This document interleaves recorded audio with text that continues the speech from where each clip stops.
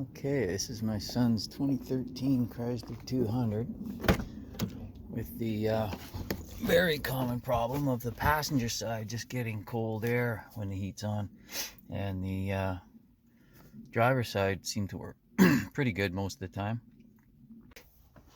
Okay, so what happens is the heater core, and here's the old one, it sits right behind the dash here, kind of at an angle, slid in like this. And the coolant flows, correct me if I'm wrong, but I'm pretty sure it flows in up the top first, and then through all the passages, heats up the little vent thingies, and that's what you get heat from. And the fan blows the passenger side mostly from here, and this is supposedly the side that gets more clogged. Now, the videos I'm making here, I've made a few after this. You'll see, I'm kind of doing it backwards. I've already made some videos here, and you'll see it in a minute of me blowing it out and stuff and cutting the top off. But just to show you, this is where it sits, and that's kind of the problem. There's the top after I've kind of blown it and stuff, and the bottom is actually the motor where it's all gelled and caked up. So maybe it does flow through the bottom first, I don't know, but either way, that's kind of why the passenger side doesn't get any hot air. So let's go in the garage and we'll cut this thing open.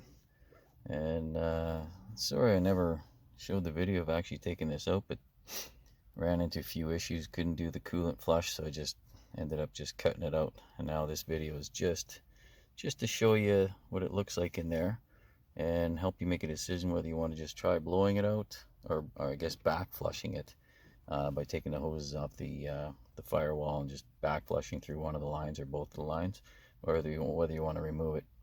I would say remove it because you can't go wrong, but let's go check it out. Okay, just open the top right side, or the passenger side of the heater core. I'm just going to blow a little air through the backwards through it to see if we get any air out of here, because it doesn't look all that blocked from one of the other ones I've seen online. And also I guess this will tell us if a back flush will actually get anything out of it.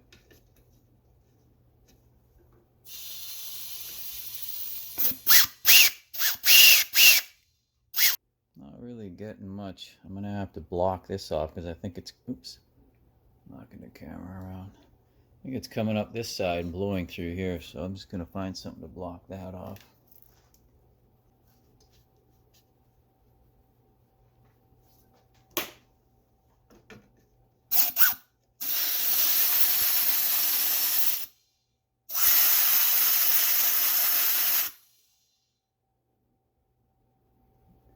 Oh, we're getting some air. Actually, it looks like you're blowing hard enough.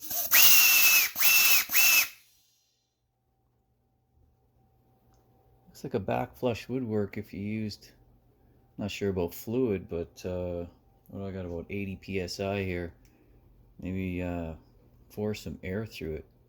Maybe I should have tried that before replacing the core. Yeah, that probably would have worked, the back flush.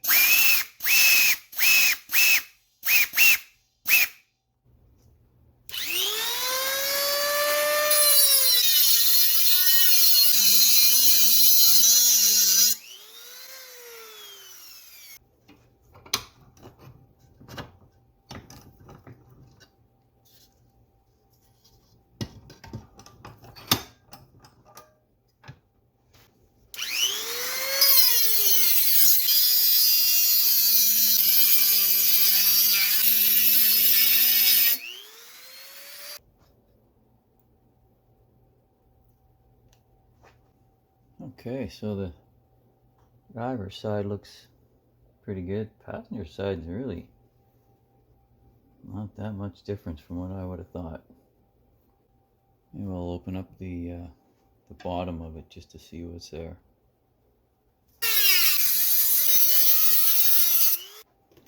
Okay, I got a feeling this has more gunk on the bottom.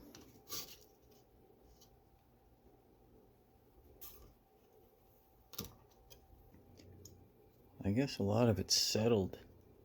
There's the other underside of the, call it a cover, I guess the bottom cover.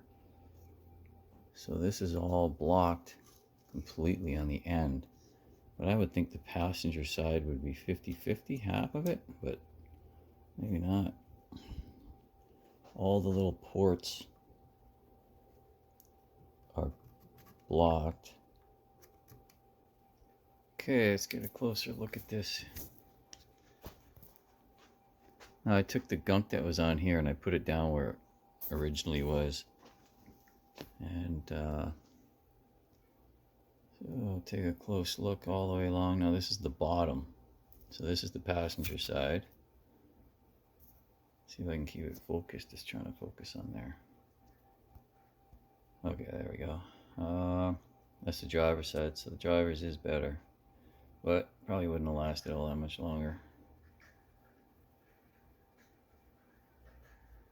Some people had mentioned that sand in the block was the original cause of this, like the original casting of the block left sand in it. And I suppose sand could have got in here and started this process, but it's obviously the gelling of the coolants finished it off. So whether the original owners didn't maintain it at all in its old coolant, or somebody mixed in and added some other haute coolant to the haute coolant, that's a good possibility, because we just bought it this year and I have no idea what the history of it is. So I don't know if you can blame the original coolant, but either way, it jammed the core up and here we are. So there we have it. That's the bottom. This is the passenger side, driver's side. There's the top. I blew that out a little bit, but that's the passenger drivers. Yeah, I found a really good way to see exactly which ports are blocked and which ones aren't. You can actually see through each of the little ports by shining a light through. You can actually see there is room, and this is the driver side, and you can see it's about 50% blocked. And we get to the middle, it's about 70. Actually, the last time I ran it through, I saw a bit more light. And in the end, maybe about 90%. Right in the end, it's 100. There's nothing on the passenger side here. But passenger did get a tiny bit of heat. I guess this is why. You can see a little tiny specks of light. So kind of shows exactly what's going on.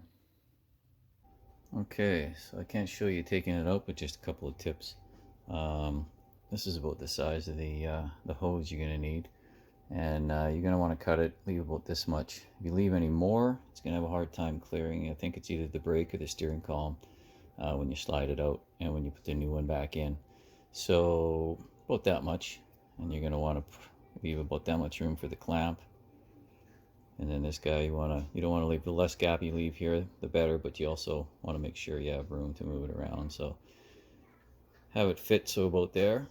And the only, I would say, very difficult thing, the whole difficult part of this job is getting this hose slid all the way up here. When you slide this in, this is already on, and then you got to slide it off of here and onto here.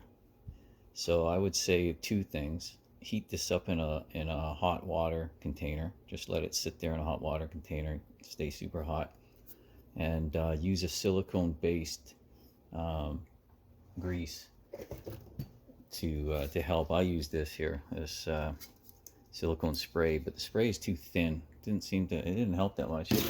Man, I was swearing, but managed to do it. Just patience and time. And but if you use the gel and heat this up, it's a little bit easier. It's just getting under the dash to with the force to push this thing. Oh, one other tip is where's a plier? I guess, yeah, the only other thing that made it a bit easier was if you can get a plier in there like this and crank it back and forth as you slide it, then that kind of made all the difference for me anyway. Cutting it, you can use a angle grinder, or what I saw in one video and it works really good is an oscillating tool. That was probably the best, cleanest cut, and I just cut them this way. And when you're underneath the dash, it's a lot easier just to use something like this. Very specific and pinpoints the cut. Other than that, the new one is in, clamped up, and so far working great. I would recommend doing it this way. And thanks for watching.